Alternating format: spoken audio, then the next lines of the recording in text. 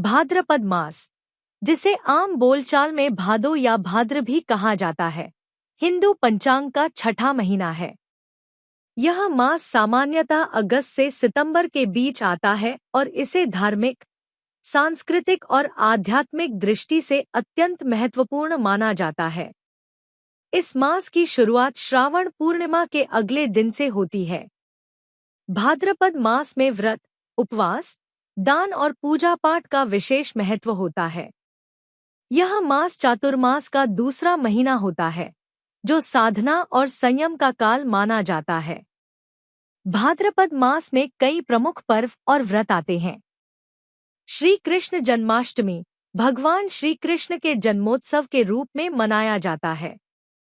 यह दिन भक्तों के लिए अत्यंत उल्लास और भक्ति का होता है।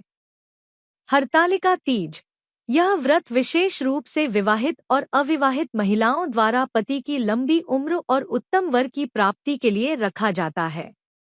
गणेश चतुर्थी, इस दिन भगवान गणेश का जन्मोत्सव मनाया जाता है। 10 दिनों तक चलने वाला यह उत्सव अनंत चतुर्दशी को समाप्त होता है।